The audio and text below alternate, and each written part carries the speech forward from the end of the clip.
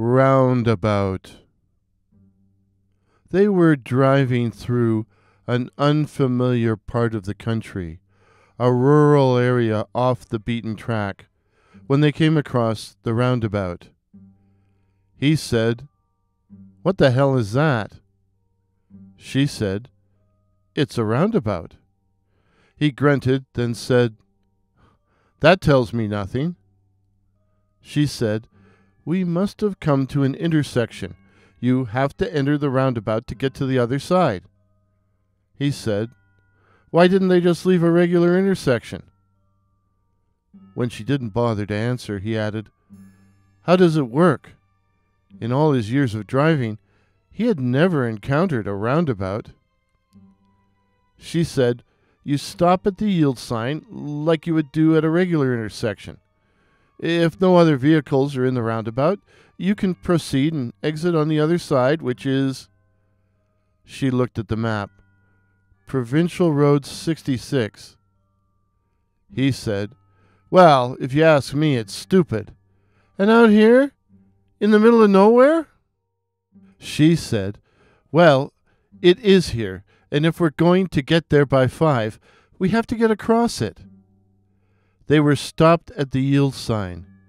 They both looked left and then right, but there wasn't another vehicle in sight. He said, "I haven't seen another car in the last half hour." "Just drive," she said. He took one last look, then drove into the roundabout, driving slowly due to the curves. And then suddenly, or rather the vehicle, began to accelerate, really move.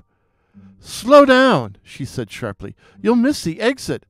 "I'm not doing it," he shouted. "What?" she squealed. At least it came out as a squeal. My foot's not even touching the accelerator," he cried. By now, the car had completely circled the roundabout, only to continue around and around, going faster and faster, like the spinning ball in a roulette wheel. "Hit the brakes," she screamed. "I'm braking. But the car won't stop," he called, his voice frantic. Indeed, the car was now spinning around so quickly that the scenery, the farmers' fields, and the groves of trees had at first become blurred and then dark with the blackness of night. And then they were suddenly shot out of the roundabout.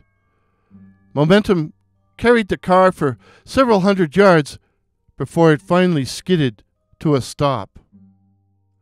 And for several minutes they sat in stunned silence.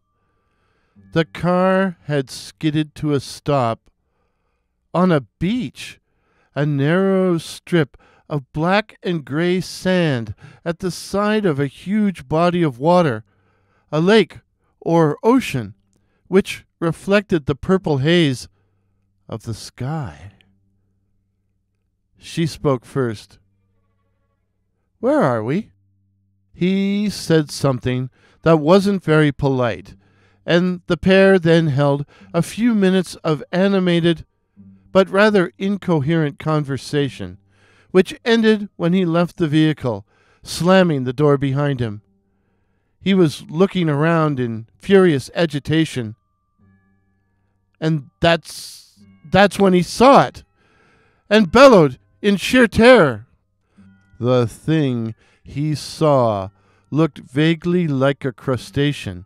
It had claws, antennae, and a drooling, gaping maw, but the rest of it was a huge, quivering, wrinkled blob of a disgusting pink, the color of vomit.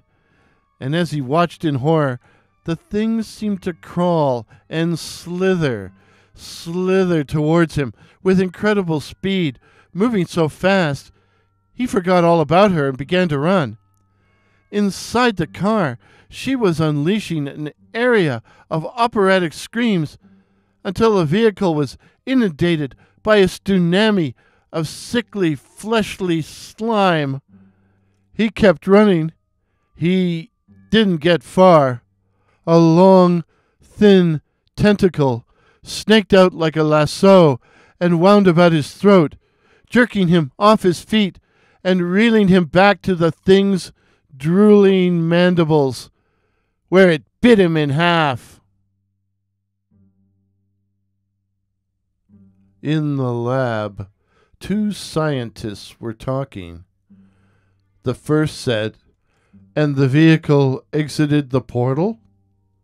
The second said, "Yeah." The first said, "So where is it now?" The second shrugged. "We've lost it. Once it left the portal, it could go anywhere. It could be speeding down Provincial Road 666 or on another planet, anywhere in the universe." The first said, "I don't like it. I think we should go back to using stairs in the woods." The second shrugged again. "I don't know what you're worrying for. No one is likely to notice the disappearance of a few experimental subjects." The second then concluded, "The population, you know, is expendable." If this is your first visit to my channel, please consider subscribing. My name is Warren, and I write and tell original ghost stories and original horror stories featuring such cryptids as the Night Floaters, werewolves, and the Black-Eyed Children. So again, please consider subscribing. Please help me to reach my goal of 2,500 subs. Till midnight. Cheers. Pictures used in today's video, courtesy of Pix here. That's PX here. While the music was the classic Ghost Processional by that patron of the internet, Kevin MacLeod.